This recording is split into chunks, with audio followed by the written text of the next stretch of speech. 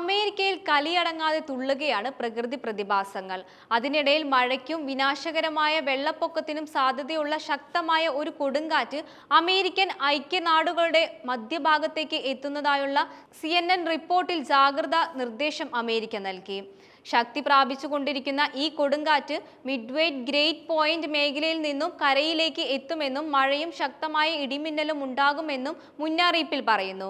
ശക്തമായ മഴയ്ക്കും പെട്ടെന്നുള്ള കനത്ത വെള്ളപ്പൊക്കത്തിനും സാധ്യതയുള്ളതിനാൽ ദേശീയ കാലാവസ്ഥാ നിരീക്ഷണ കേന്ദ്രം ദുരിതബാധിത പ്രദേശങ്ങൾക്ക് നിരവധി മുന്നറിയിപ്പുകളും നിർദ്ദേശങ്ങളും നൽകിയിട്ടുണ്ട്. ഈ ശക്തമായ മഴയുടെ സാധ്യതയെക്കുറിച്ച് ദേശീയ കാലാവസ്ഥാ നിരീക്ഷണ കേന്ദ്രം നേരത്തെ മുന്നറിയിപ്പ് നൽകിയിട്ടുണ്ട്. അതായത് ഒരു തലമുറയിൽ ഒരിക്കൽ മാത്രം സംഭവിക്കുന്ന അത്രയും തീവ്രമായ മഴയായിരിക്കും പെയ്യുക.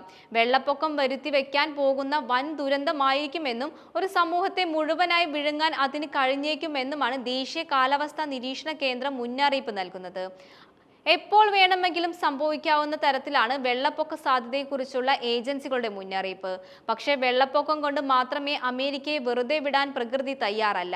ഇതിന്റെ ഭാഗമായി ഉണ്ടാകുന്ന ശക്തമായ കൊടുങ്കാറ്റ് വലിയ തോതിലുള്ള ഇടിമിന്നലിനും ചുഴലിക്കാറ്റിനും വഴിയൊരുക്കുമെന്നും അധികൃതർ പറയുന്നു.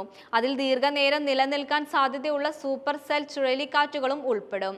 കൊടുങ്കാറ്റ് മിഡ്വേയിലേക്കും ഗ്രേറ്റ് പോയിന്റുകളിലേക്കും നീങ്ങുമ്പോൾ അമേരിക്കയിൽ താമസിക്കുന്നവർ ഏറ്റവും മോശമായ കാലാവസ്ഥ നേരിടേണ്ടി വരും. പല പ്രദേശങ്ങളും ഇതിനകം വെള്ളപ്പൊക്ക ഭീഷണി നേരിടുന്നുണ്ട്. അതിനാൽ അടിയന്തര മാനേജ്മെന്റ് ഉദ്യോഗസ്ഥർ മുൻകരുതലുകൾ എടുത്ത് സുരക്ഷിതരായി ഇരിക്കാൻ ആളുകൾക്ക് നിർദ്ദേശം നൽകിയിട്ടുണ്ട്.